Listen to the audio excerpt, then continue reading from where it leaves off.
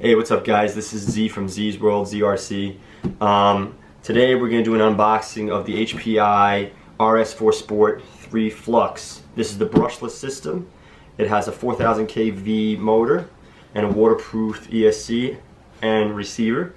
It is a 1/10 scale truck that says on the box that it does about 70 miles per hour. This is the 4 GT Heritage Edition, and pretty much this is all new to me. I haven't owned an HPI product yet, but my buddy of mine has the Porsche version of this, and it's pretty fast. We basically use it at start our stuff at work when we get a chance to. There's a freshly paved parking lot next door. It's nice and smooth, no rocks on it, and he took his Porsche out on there. It just ripped right through so fast, no issues. So when I saw that, I was like, I have to try and get one of these. And sure enough, I'd like to thank RPP Hobbies for having this in stock. You know, they never really have a problem with getting anything, and I've always ordered through them.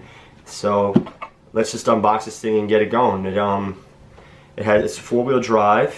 It has threaded coilover shocks that are silicone filled, and it has all steel gearing in the differentials. It's 3S compatible, so LiPo batteries are a must in this if you want to definitely hit 70 miles per hour. And let's just start with the unboxing. It has an adjustable battery tray. Has a let's just see what's in here.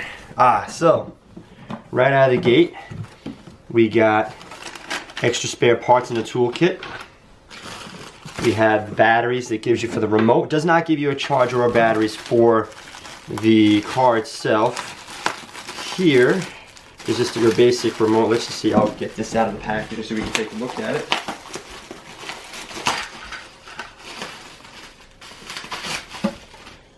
Okay. This is HPI's racing remote. It has an antenna that you can lift up and down. It has a third channel. It has a bind button. It has all of your trims. A nice little foam steering wheel on it. Pretty nice trigger. And then it also has a way to reverse your neutral and your drive. So that's pretty cool. And it comes with the batteries that you can put right into this. So that's your remote. Pretty standard, but it's nice. Then as for the truck, for the car, let's just take this out from here, and we'll put the box. Oh, inside here as well, you have your owner's manual, and they give you stickers too to put on your truck to number, because a lot of guys race these 1/10 scales and they number their cars. And let's just see if I can get the truck off of here. It looks like it is zip tied in. Let's see if I can cut the dikes. Cut it with a pair of dikes. There's one. Okay. So I'm doing that. It should release. Alright, comes right off of its little platform. Put that aside. And then we'll pull the zip ties out. Alright, so, and here's the truck. Has really good suspension. Very tight. It has the 4 body clips, and it has a place to put your numbers. And let's take the clips off and give it a quick look inside. You get spare body clips with it as well in case you do lose any of them. And I believe, they're just like in case you do something like that, but I found it. Where did it go? I'll look for it later. Oh no, I found it. Here it is. Okay, so here to take the body off and flip it. Pretty good construction. It looks like it's bolted. The rear bumper is bolted on. It has like little bolts in here. If you look closely, you can see like it's got some bolts to it, like little Torxes. Like if you broke a piece, you could probably buy another piece maybe. Has a nice foam front bumper for any impacts you take on the front. It comes with a Dean's connector, and I use Venom batteries in all of my things, because the new Venom batteries have all different types of connectors you can put on the end, so that this way you can, use a Traxxas battery. You can use with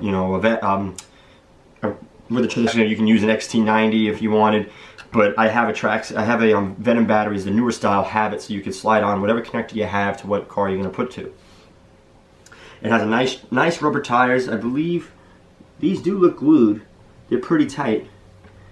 Somebody did an unboxing of this and they said that it didn't come glued, but it looks like it is. And here's your standard setup. Here's your ESC and your receiver, your servo up front. Has a servo saver right here.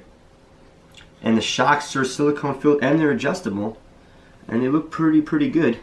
Now here you have different types of, there's all holes throughout these body hold downs where you can raise and lower the support. And this way, depending on how the body sits, you can lower the body or raise the body depending on how, I guess, whatever pavement you're racing on, so it doesn't get caught on the sides here and on the front. The drive shaft goes directly through the center and it's protected. You cannot even see the drive shaft. Same with the bottom. It comes with an access plate that you can get to your gears here for your spur and your ring, or spur and pinion gear I should say, and allows for easy access, keeps the dust out, which is good. You know, but you're not really going to be driving this anywhere but on the street.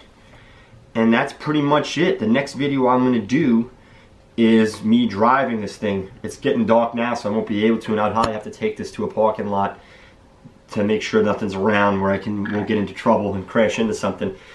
But stay tuned to the channel, and the next post I do will be taking this thing out for a spin to see how fast it goes and how it handles.